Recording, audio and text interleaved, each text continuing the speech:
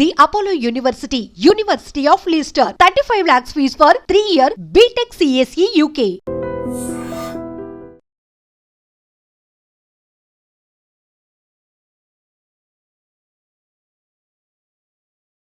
ఒకరికి 17 మరొకరికి 16 ఇవి ఏజ్. ఒకరు ఇంటర్ పూర్తి చేశారు, మరొకరు 10th. ఇద్దరు మైనర్లే. ఇద్దరు చేసిన పనికి ఇప్పుడు ఆ ఊరంతా షాక్ అయిపోయింది. ఇంతకీ ఆ మైనర్ ఇద్దరు యువతులు ఎందుకు అంత బలవన్మరణానికి పాల్పడాల్సిన పరిస్థితి వచ్చింది? హైదరాబాద్ బాలాపూర్లో జరిగిన ఘోర విషాద ఘటన ఒక్కసారిగా ఉలిక్కిపాటుకు గురిచేస్తోంది.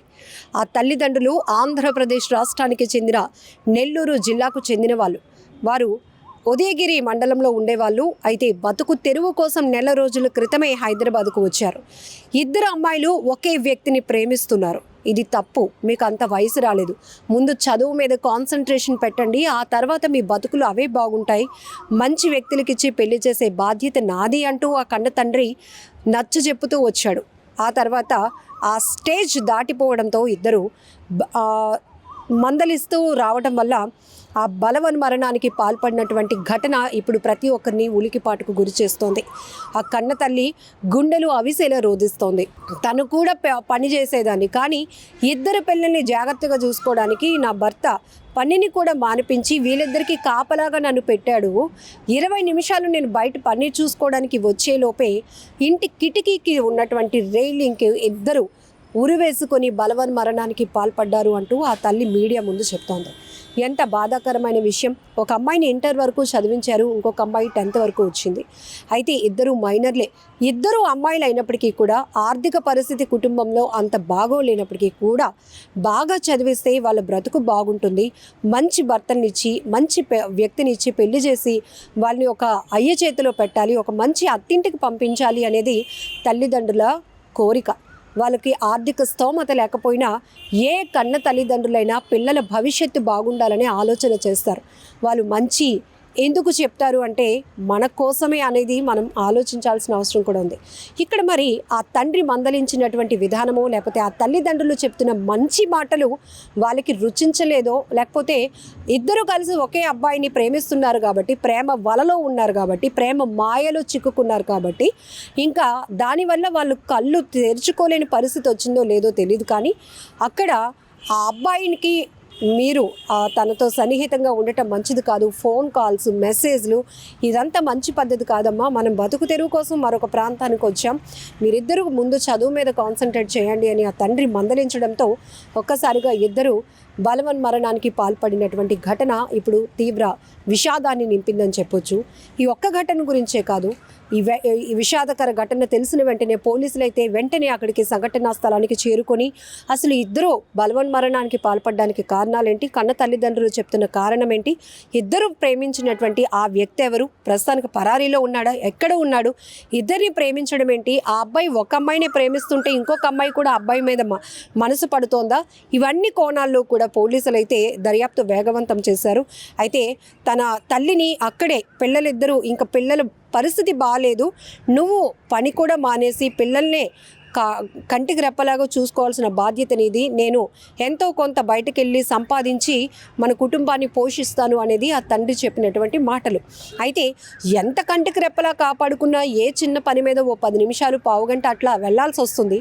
అలాంటి సమయాన్ని చూసి ఇద్దరు కూడా అక్క చెల్లి ఇద్దరు 17 సంవత్సరాలు 16 సంవత్సరాల వయసు ఉన్నటువంటి అమ్మాయిలు, మైనర్లు, వాళ్ళకి ఆత్మహత్య అంటే బలవన్మరణానికి పాల్పడాలి అనే ఆలోచన ఎలా పుట్టిందో ఎందుకు పుట్టిందో తెలియదు. కానీ ఇద్దరూ కూడా ప్రాణాలు విడిచారు. ఆ కుటుంబంలో తీవ్ర శోకాన్ని మిగిల్చి వెళ్ళారు. ఆ కన్న తల్లిదండ్రులు రోదన ఎలా ఉందంటే, అక్కడెక్కడో మేము వేరే రాష్ట్రం నుంచి బతుకు తెరువు కోసం వచ్చాం, పనులు చేసుకుంటున్నాం, ఇద్దరిని మాకు తోచిన కాడికి ఇద్దరిని చదివించుకుంటూ వచ్చాం, మా కుటుంబాన్ని పోషించుకుంటూ వచ్చాం, కానీ మా కష్టం విలువ నా కూతుర్లకి తెలియలేదు, మా కన్న తల్లిదండ్రులుగా మేము వాళ్ళకి చెప్తున్నటువంటి మంచి వాళ్ళు గ్రహించలేకపోయారు అంటూ ఆ కన్న తల్లిదండ్రులు ఇద్దరూ కూడా రోధిస్తున్నటువంటి తీరు ప్రతి ఒక్కరిని కంటతడి పెట్టేస్తోంది.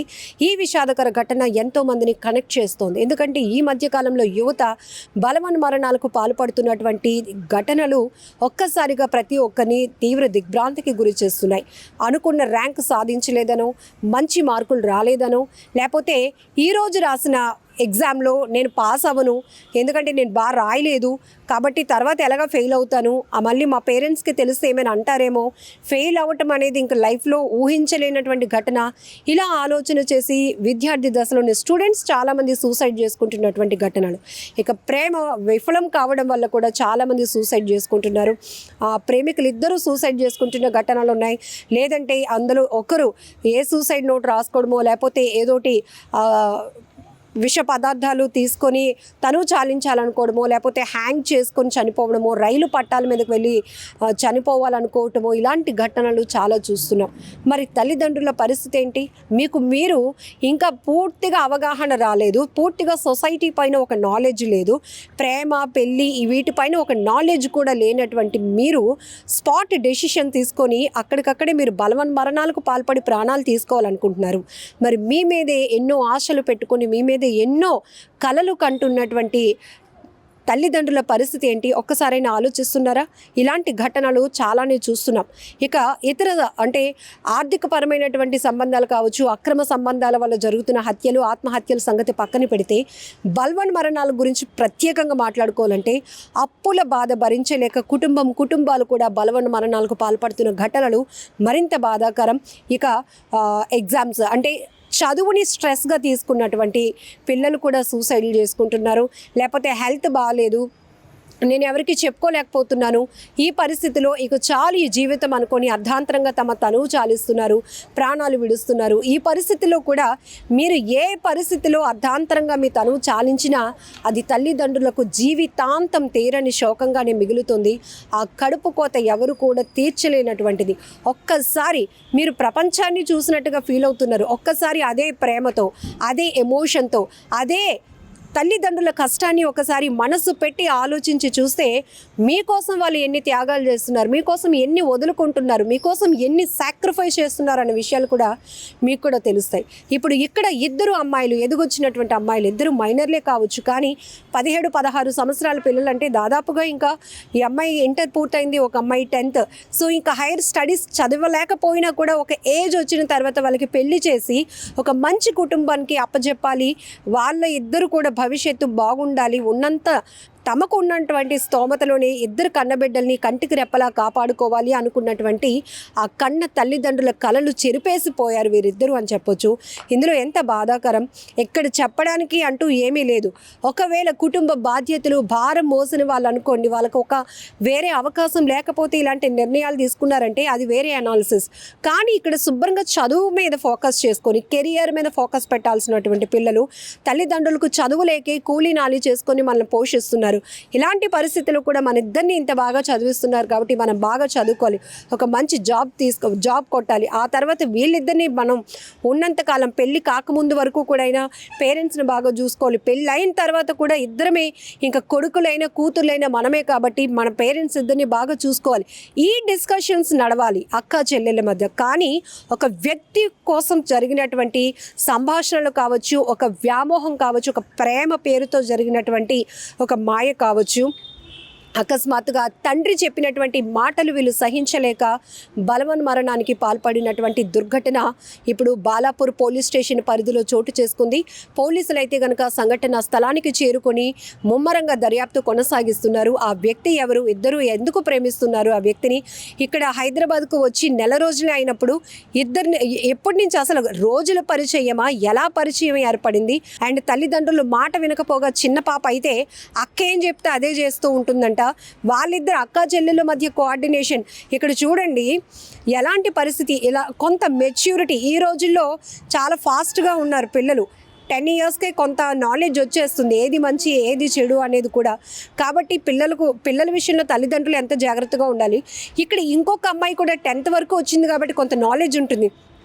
అక్కకి చెప్పినా బాగుండు, ఇది కరెక్ట్ అయిన పద్ధతి కాదు. ఎవరో ఒక వ్యక్తి కోసం మన ఇద్దరం ఇలా ప్రాణాలు తీసుకోవడం ఎంతవరకు కరెక్ట్? మనం ఒకవేళ చనిపోతే అమ్మ వాళ్ళ పరిస్థితి ఏంటని చెల్లి అక్కకు చెప్పినా బాగుండు, అక్క చెల్లికి చెప్పినా బాగుండు. కానీ ఇక్కడ ఇద్దరు ఒకే వ్యక్తిని ప్రేమించడం, తండ్రి చెప్పినటువంటి మాటలు సహించలేక జీర్ణించుకోలేక బలవన్మరణానికి పాల్పడటం, ఇద్దరు మైనర్లు ఒకే దుర్ఘటనలో ప్రాణాలు పోగొట్టుకోవటం అనేది ఇప్పుడు తీవ్ర విషాదంగా మారిందని చెప్పొచ్చు.